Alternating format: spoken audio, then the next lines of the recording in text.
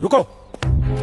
जूते के साथ तुम सिर्फ मिट्टी नहीं, बुरी शक्ति अंदर ला रहे हो। लोग इसे परंपरा समझते हैं, लेकिन असल में यह शुद्ध विज्ञान है।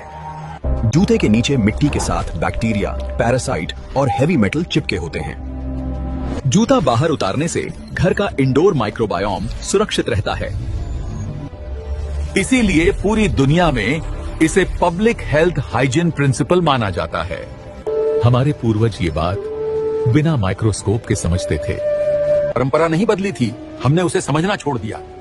रुको, पानी खड़ा होकर मत पीना। ये कोई छोटी आदत नहीं है। ये वो गलती है जो रोज रोज शरीर के नेचुरल बैलेंस को चुपचाप बिगाड़ देती है। खड़े होकर पानी पीते ही पानी सीधे नीचे गिरता है। न पाचन को समय मिलता है, न नसों को संतुलन। खड़े होकर पानी पीने से शरीर के अंदर की हवा तेज और अनियंत्रित हो जाती है और यही असंतुलन धीरे धीरे बीमारी बनता है। यही एक आदत घुटनों पर अतिरिक्त दबाव डालती है और किडनी को बिना जरूरत मेहनत करनी पड़ती है। जब तुम बैठकर पानी पीते हो तो पानी धीरे धीरे पचता है और हर अंग को उसका सही हिस्सा मिलता है। हजारों साल तक इंसान बैठकर ही पानी पीता था। उस समय कमर दर्द, घुटनों का दर्द आम नहीं था, क्योंकि तब जीवन में जल्दबाजी नहीं, अनुशासन और समझ थी। पानी वही था और शरीर भी वही था, लेकिन हमने डाइजेशन को खराब नहीं किया, हमने उसे बेहतर बनाया। रुको, नहाते समय पानी सीधा अपने सिर पर मत डालो। ये आपकी जिंदगी की सबसे बड़ी गलती हो सकती है और ब्रेन स्ट्रोक दे सकती है। साइंस के मुताबिक हमारे सिर का तापमान शरीर में सबसे ज्यादा होता है और पैरों का सबसे कम। हमारा दिमाग गर्मी के प्रति बहुत सेंसिटिव होता है।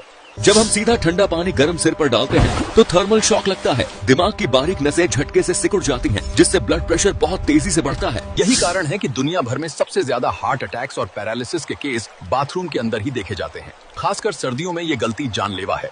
सही तरीका, पानी हमेशा पहले पैरों पर डालें, फिर घुटने और आखिर में सिर पर। बॉडी को तापमान एडजस्ट करने का मौका दें। सुरक्षित रहें, चाहे घर हो या गुरुकुल। क्या आपने कभी सोचा है कि हमारे यहाँ खाने के समय शोर मचाना क्यों मना था?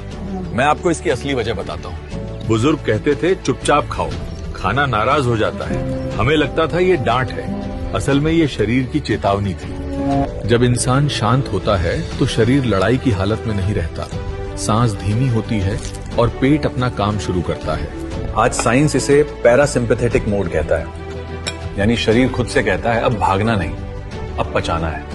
शोर में खाना, गुस्से में खाना और मोबाइल देखते हुए खाने से तो खाना पेट में जाता है पर पचता नहीं। शांत होकर खाया, खाना हल्का लगता था, नींद गहरी आती थी और दवा की जरूरत नहीं पड़ती थी। आज इसे माइंडफुल ईटिंग कहते हैं, लेकिन हमारे पुरखों ने इसे बस सम्मान से खाना कहा था।